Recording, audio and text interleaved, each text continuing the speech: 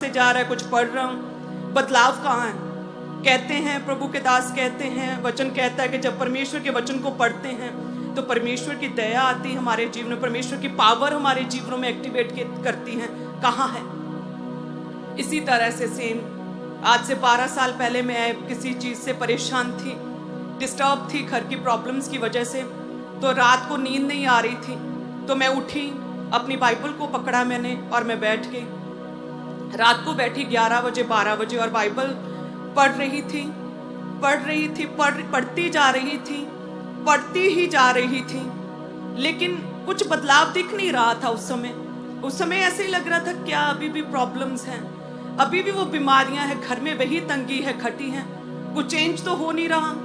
क्योंकि परमेश्वर का वचन कहता है कि जब हम प्रभु के वचन को पढ़ते हैं, परमेश्वर का जीवन हमारे लाइफ्स को उसी समय कनेक्ट करता है, प्रभु का आत्मा कनेक्ट करता है। वचन में जीवन है, प्रभु ने अपने वचन को अधिक महत्व दिया। जो चलो पढ़ते हैं, पढ़ती रही 8 घंटे लगातार पढ़ती रही, कुछ बदलाव तो लगा नहीं। एंड में सुबह 8 बजे मैंने आमीन किया, फुल नाइट प्रेयर करके, फुल नाइट बाइबल पढ़ के।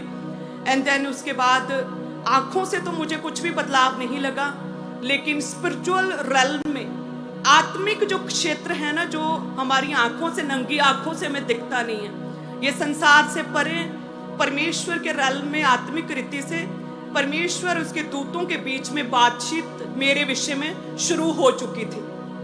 वो एक्टिवेट हो चुके थे दूत मेरे लिए, मेरी ओर परमेश्वर ने तब देखना शुरू कर दिया था, ध्यान लगाना शुरू कर दिया था। मेरे विषय में जो परमेश्वर ने योजनाएं लिखी थी, सोची थी, प्रभु ने उन्हें ढूंढना शुरू कर दिया था। उन पन्नों को प्रभु ने अपने हाथों में पकड़ लिया था, जो मेरे लिए योजनाएं थी।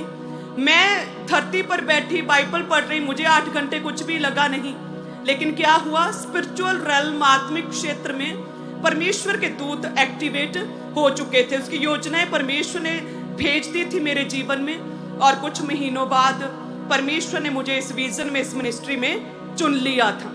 वो फर्स्ट नाइट थी मेरी। हालेलुया।